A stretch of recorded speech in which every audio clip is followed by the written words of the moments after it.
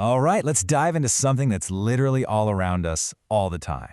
It's this invisible force that powers, well, everything you see and everything you do. Let's get right into it. I mean, have you ever really stopped to think about it? What is it that makes a car actually move? Or gives you the juice to run across a park? Or, for that matter, what makes a simple light bulb glow?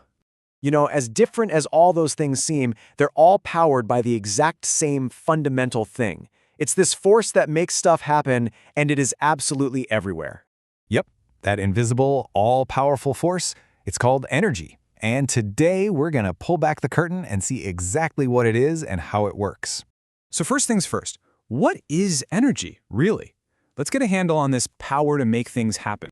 So, in the world of science, the definition is actually super simple. Energy is just the ability to do work. That's it. But that kind of begs the question, what does work even mean in this case? Well, in physics, work isn't about your 9-to-5 job. It's way simpler. It just means causing some kind of motion or change. So when you're running, your body is using energy to do the work of moving. When a car is driving, its engine is using energy to do the work of getting from point A to point B. Okay, now here's where it gets really interesting. Energy isn't just one thing. Nope, it comes in a whole bunch of different forms. Think of it like a big family, where everyone has a totally different personality. And it is a diverse family for sure. You've got thermal energy, which is just heat. There's light, sound, and of course the electrical energy that's powering whatever device you're watching this on.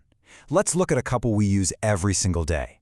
Ah, yes, this one. We are all very familiar with electrical energy. It's what's flowing through the wires in our walls, bringing all our favorite gadgets and pretty much our whole modern world to life.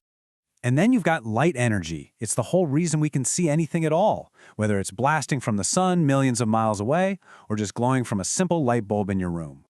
Okay, let's zoom in on two specific types of energy that are all about movement.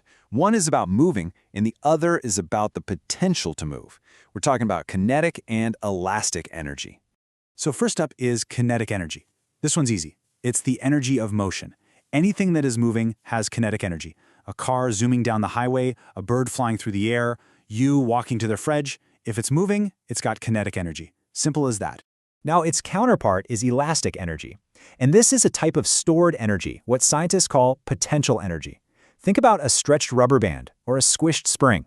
They're holding on to energy that's just waiting to be released and turned into movement. All right, now for the really cool part. This is where energy performs its greatest magic trick. See, energy doesn't just stay in one form. It can actually change or transform from one type to another.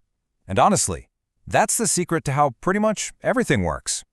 This amazing shape-shifting ability is called energy transformation. It's just the process of energy changing its costume, switching from one member of the energy family to another to get some work done. And the process is pretty straightforward. You've got an input energy, that's the energy you put in to get something started, and then you have an output energy. That's the new form of energy that comes out after the work is done. Let me show you what I mean. Just think about a TV. The input is obviously electrical energy from the plug in the wall, but what's the output? Well, it's actually a few things, right? You get light energy to see the picture, sound energy to hear the audio, and you even get some thermal energy, heat. You can feel the warmth coming off it. That heat is often what we call wasted energy, since making heat isn't the TV's main job. Or what about a speaker? That's another great one. The input is electrical energy, and its entire purpose is to transform that electricity into its output, sound energy. It's a really direct transformation that gives us all our music and podcasts. And hey, this one connects right back to what we just learned. When you pull back a slingshot, you are loading it up with that stored elastic energy. That's your input. The second you let go, bam! That stored energy instantly transforms into kinetic energy, the energy of motion, and sends that rock flying. So here's the big takeaway. Once you understand this basic idea of transformation, you suddenly start to see it, everywhere. It's in every single thing happening around you. And this is the most crucial part of all. Energy is never created and it's never destroyed. That is a fundamental law of our universe. It can't just poof into thin air. It simply transforms, always changing its costume to do all the work that needs to get done. That's why you can't build a machine that runs forever. You can never get more energy out than you put in. Think about a simple fan. It takes electrical energy and transforms it into the kinetic energy of the spinning blades. So I'm going to leave you with a little challenge. Just look around you right now. Your phone, the lights in the room, maybe you're making coffee. What energy transformations can you spot? Because I promise you, once you start looking, you'll realize it is all happening all the time, all around you.